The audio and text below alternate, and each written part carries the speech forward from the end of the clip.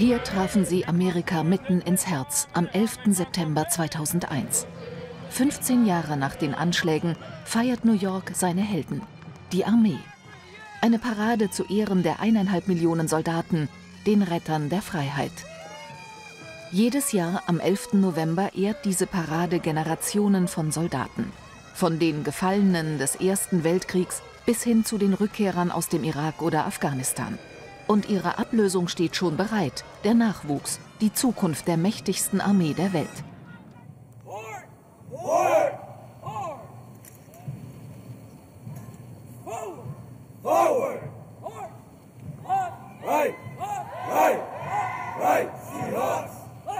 Diese Rekruten drücken noch immer die Schulbank. Sie sind zwischen 14 und 17 Jahre alt und Mitglieder der Jungreservisten. Das JROTC ist ein Programm des Pentagon. Sein Ziel, möglichst früh ihr Interesse an der Armee zu wecken.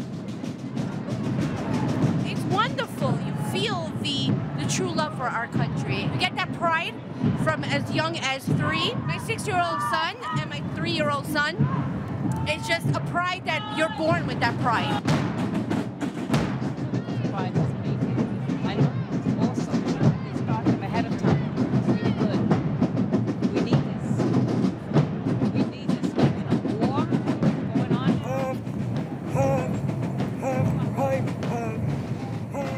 Amerika hat versprochen, aus diesen Kindern Helden zu machen.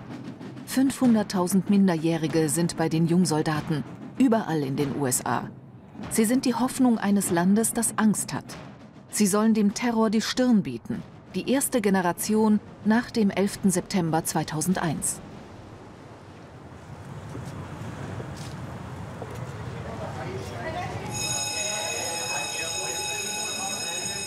An dieser öffentlichen Schule im Süden Chicagos haben 1/5 der Schüler die Option Armee gewählt. 1 Stunde Unterricht pro Tag, 5-mal die Woche unter der Leitung pensionierter Soldaten.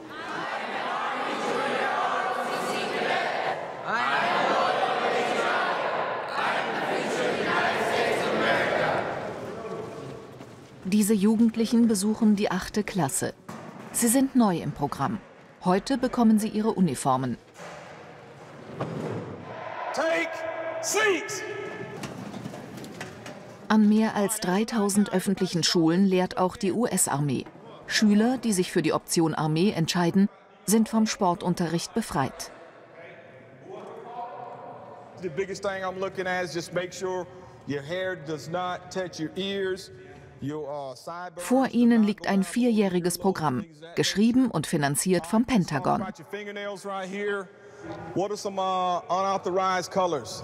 Purple, black, white, red, camouflage colors, neon colors. Let me see your nails. All right, now, hold them up. All right, now tomorrow, if she got her nails like this right here, she's gonna lose points. Let me see those. We come from military backgrounds, so we come from structured environments, and we know what it takes to create a structured environment. Regular teachers, they graduate college, they get a teaching certificate, and then they start teaching, but I don't think they really understand classroom management or managing large groups of people and different ways of doing that like we do. And maybe that's why we can get the kids to do push-ups, but a regular teacher couldn't, you know? As I want to, become more of a better citizen in the country, and well, I just want to become stronger, physically and mentally. I was kind of forced into it a little bit, because there wasn't enough space left in gyms. And it's not that I don't like the class, it's just I wasn't interested at the time, but now it's become a little bit more interesting now. Oh, well, of course I don't like, him yelling at me and stuff like that, that's always going to be a problem. But any questions so far? Gegründet werden die Verbände der Juniorkadetten 1916, am Vorabend des Ersten Weltkriegs. Allerdings fallen sie im Lauf der Zeit in Ungnade. Erst nach dem 11. September poliert Präsident George W. Bush ihr Image wieder auf. Wenig später bereitet sich die Armee auf einen Krieg in Afghanistan vor. Man braucht Freiwillige, doch die drängen sich nicht gerade auf, eben weil Krieg droht. Offiziell spricht das Pentagon von einem Beitrag zur Entwicklung der Jugend. In Chicago überwacht Oberst Beju die Junior-Kadetten. Nach 33 Jahren Dienst in der Armee ist er heute im Ruhestand. Well, the Junior ROTC program is really about citizenship, and it's about teaching young boys and girls, high school age, young men and women, about service and what they can do to better themselves. But I have nothing to do with recruiting, so it's a distinct difference. And it's a very important point because a lot of people, a lot of teachers don't understand that. They think that we are. And we almost get defensive about it because we have to explain that we're not on a regular basis. In Chicago ist das Programm besonders verbreitet. An jeder 4. Schule unterrichtet auch die Armee. Mehr als 10.000 Jugendliche bildet sie aus. Diese Militarisierung der Erziehung wird von den Behörden akzeptiert, besonders im Kampf gegen die Gangs. So those are tougher neighborhoods. Harlan High School, another one. Finger, another one. So South and West tend, on average, to be the rougher ones. Junior ROTC, once again, it's what I would call the anti-gang. We give alternatives and great opportunities for kids to do things that are a lot of fun and give back to the society. Die Armee als gute Gang, das ist das Gegengewicht zu den gewaltbereiten schlechten Gangs. 301 Jugendliche unter 16 wurden im vergangenen Jahr durch Schüsse verletzt. 31 starben. Zum Schutz der Schüler hat die Stadtverwaltung die Heimwege gesichert, vor allem bewacht von Veteranen aus dem Irak oder Afghanistan. All right, go for it. Be careful.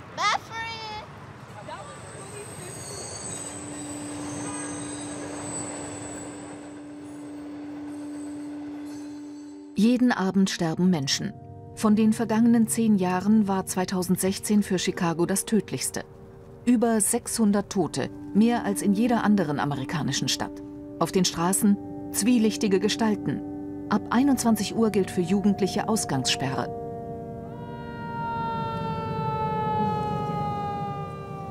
West Lawn, ein Armenviertel im Süden Chicagos. Es ist 4:30 am Morgen.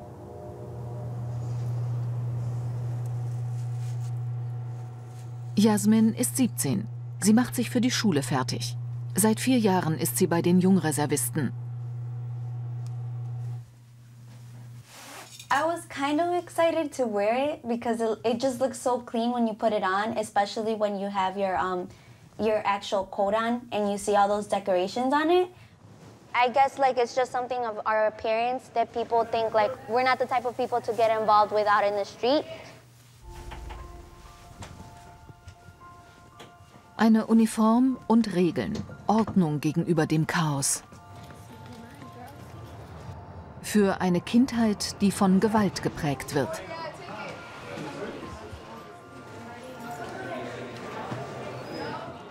Mittwochs ist immer Appell an der Schule. Für die 380 Kadetten gilt dann Uniformzwang. Jeder 5. Schüler hat die Option Armee gewählt. Der Tag beginnt mit der Inspektion der Truppen. Do not take off your coats. You do not have a rank. You don't take off your coats. You do not put your book bag over your coats. You carry it on your forearm. Understood? Yes, ma'am. Attention. Second period. Yes. Seit September steht Jasmin den Schulkadetten vor. Sie ist die Chefin. Sie inspiziert die Truppe.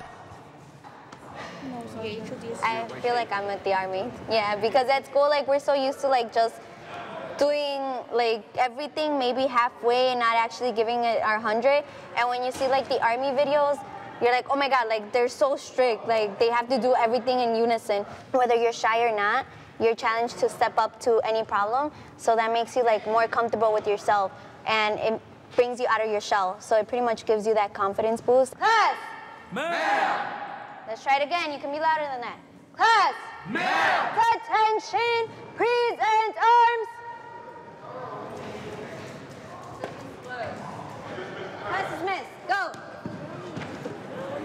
Die Armee unterrichtet diese Schüler nicht nur in Disziplin.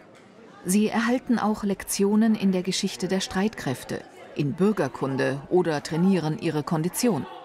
Das Pentagon stellt die Schulbücher und entscheidet allein über den Inhalt. Was erwartet die Armee von diesen Kindern, die sie nach ihren Vorstellungen formt? Offiziell nichts.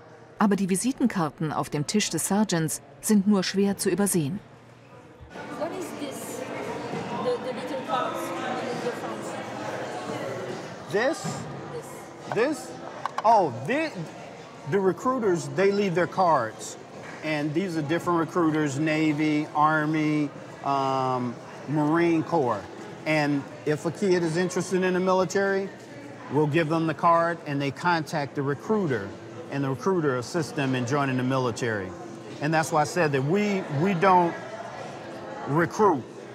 We'll assist you if the cadet is interested in going in the military, but we don't recruit ourselves.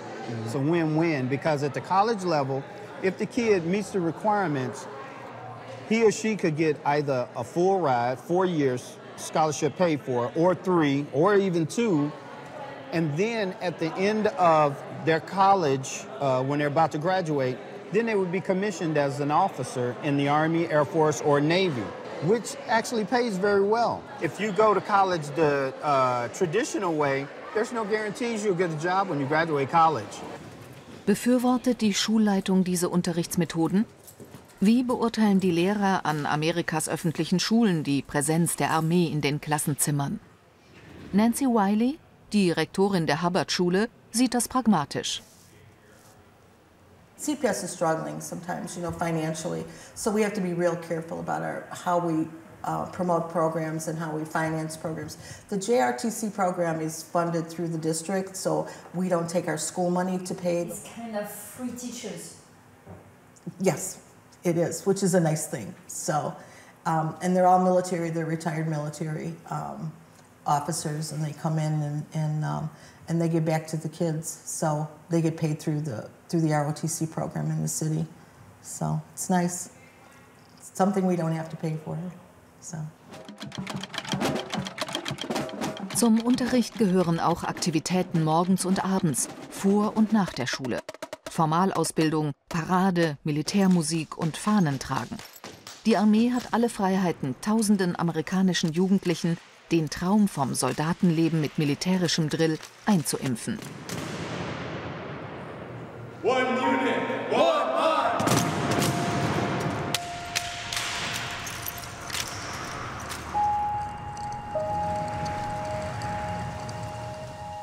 Einer, der gegen all dies ankämpft, ist Rory Fanning, ein Ex-Soldat.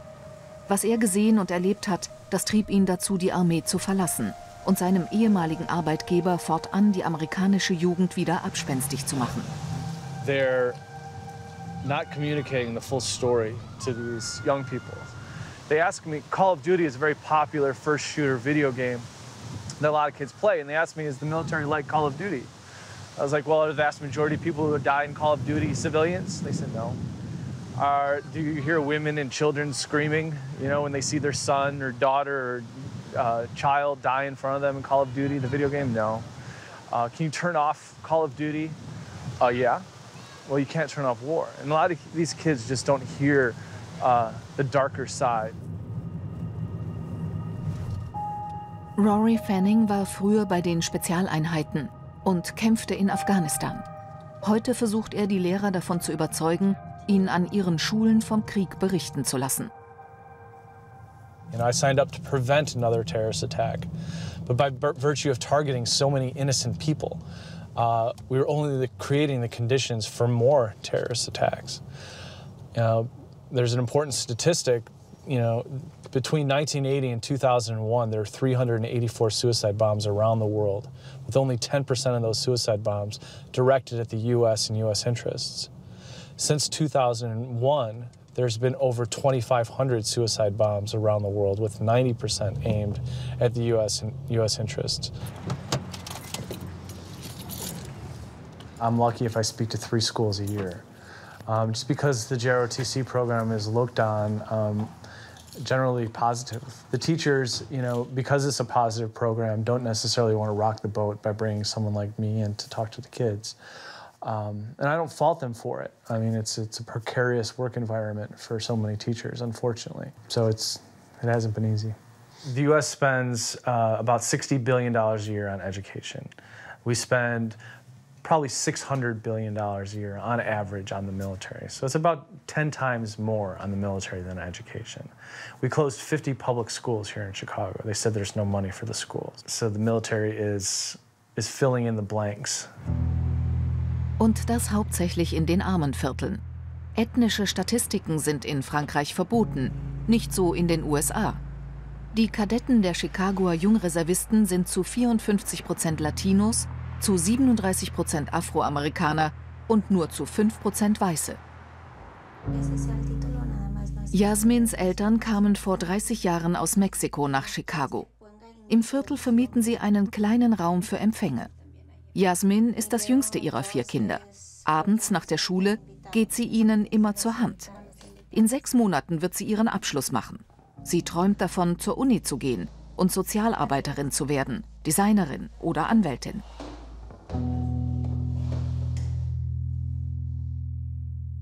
I guess I like exploring a lot and being able to do many things at the same time. And I know with being in the military, you do travel a lot, which is awesome, but I don't think I would be able to handle like being away from home that long. Are there some people who decide to sign up in the army because they feel like they were maybe not born in the United States and they feel like that's a way of integrating or something like this? El hispano y el moreno a lo mejor se sienten ahora sí que como más comprometidos con el país porque siempre el anglosajón se siente como que él es de aquí. Pues yo pienso que yo no me siento bien que sean nomás puros, porque debe ser parejo, o sea, que sea todo como si fuera una sola raza. Die geografische Verteilung der Programme zeigt die gewissen Unterschiede in Amerika. Nur eine einzige Schule im Staat Montana bietet die Option Armee an. Gerade mal 2 sind es in New Hampshire. In beiden Staaten ist die Bevölkerung zu über 90% weiß. Die Armee ist in den Ghettos der Großstädte aktiv, in den kriselnden Industriestaaten des Rust Belts und vor allem im Süden der USA. Besonders in Texas. Hier gibt es mehr als 200 Einheiten von Jungreservisten. Nach den Anschlägen vom 11. September entsandte die Region Fort Worth die meisten Soldaten und holte auch die meisten Toten wieder nach Hause. Ganz in der Nähe die größte amerikanische Militärbasis Fort Hood. Die Armee und ihre Ableger sind die Hauptarbeitgeber der Region.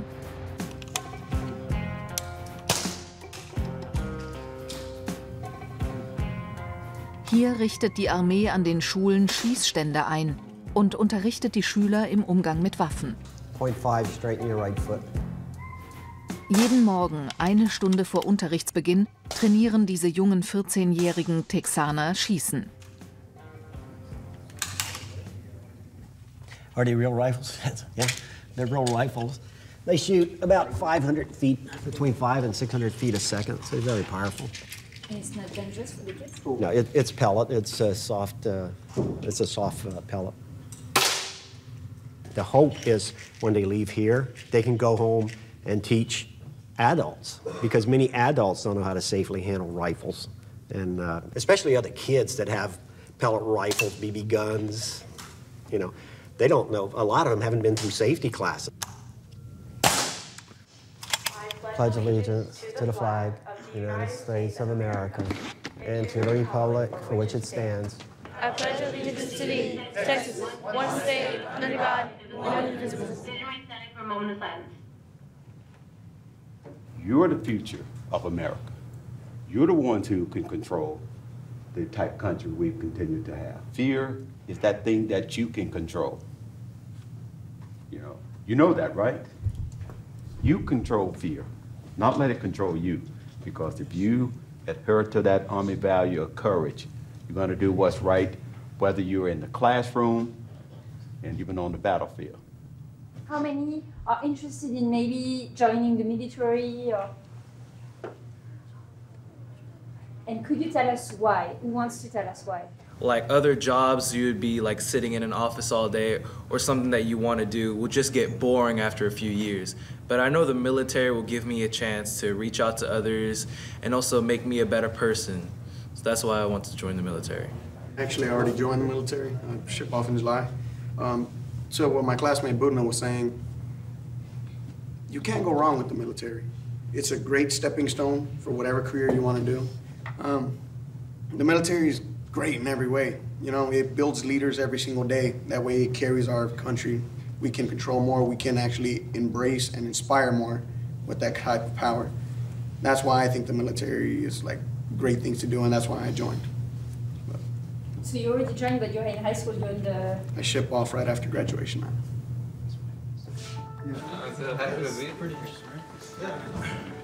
Mit 17 hat Soul sich für 3 Jahre beim Heer verpflichtet, mit der Option auf 8 Jahre zu verlängern.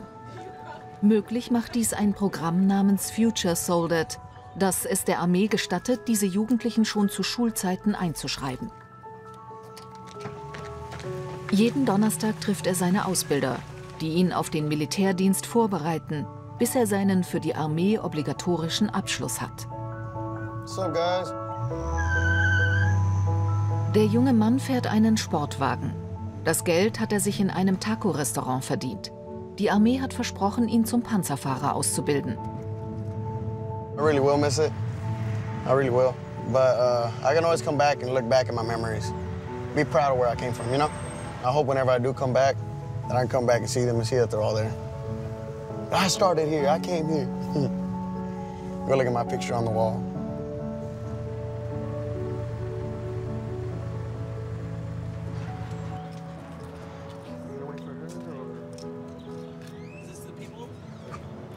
How you doing, Sergeant Myers? Hey, how's it going? Oh, he's busy. I'll show you something. Good, and you? Good to see you. Yeah. How you doing, Sergeant Lupe? Walker. Hey, what's going on? Can I come in? How you doing, sir? What's up? Well, nothing. Thank you. I just wanted to talk about, are you guys going to stop by the school anytime soon to see if you guys need to recruit any other students? Because some other cadets have been asking me about it. Yeah, so we're actually going to be doing a presentation at your school on Friday. So Sergeant French will be out there, and then Sergeant Escobar will be out there too. In an area like this where we're at in Texas, there's the high school market is definitely where recruiters want to be, because that's where the majority of people want to join in this area. And obviously we want to be able to afford them the opportunity to do that. How often do you go to a high school? I cover 19 different high schools and 5 colleges, and I have 12 recruiters that work underneath me. So all of them have assigned high schools that they should be in, you know, at least twice a week. JROTC is probably the biggest asset, and as far as recruiting goes, you know, when we go out to the schools, they know who we're looking for. Da es keinen Militärdienst gibt, müssen die Anwerber jährlich 80.000 Jugendlichen die US-Armee schmackhaft machen, die in 146 Ländern präsent ist. Ein Gesetz von 2001 erleichtert ihnen die Arbeit. Danach müssen die Schulen dem Pentagon die Daten all ihrer Schüler übermitteln, damit die Anwerber diese direkt zu Hause kontaktieren können. Tun die Schulen dies nicht, werden ihnen die Mittel gekürzt. It's quite a task. Right now I think I have 53 future soldiers in our program. At one point we were up to 75, I believe. And so it's a challenge, you know, and especially some of them being younger, you have to keep up with them and keep on them, you know, to do what they're supposed to. But you know, it can be challenging at times. Shorter is up at 2-4. Right. Now we're going to read that.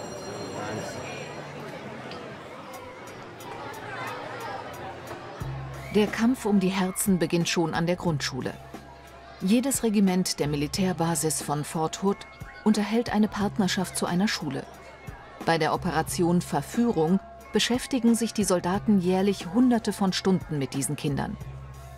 Sie lesen ihnen vor, gehen mit in die Schulkantine und helfen ihnen bei den Hausaufgaben. I look up to them, but I don't think they're like heroes because they don't have like superpowers, and they aren't gonna have like freezing powers, fire breathing powers. They're not gonna have electric powers, water powers. But I just look up to them because they just make me safe. I want to be a soldier because you get to save the U.S. and you get to go around the world. I look on my tablet, I'm like, what do soldiers do? And I see what they do. They go around the world and help people. What do you want to be when you grow up? A what? Veterinarian. That is really nice. You love animals? I have 2 dogs.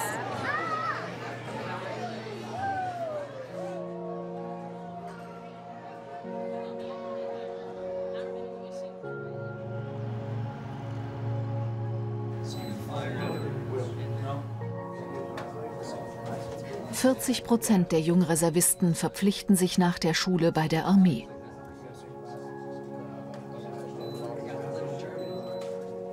I'm pretty sure every parent that has a son or daughter in the military would be a little afraid for their child.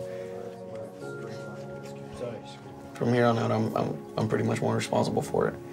They are a little afraid of it, but they know their son's in good hands.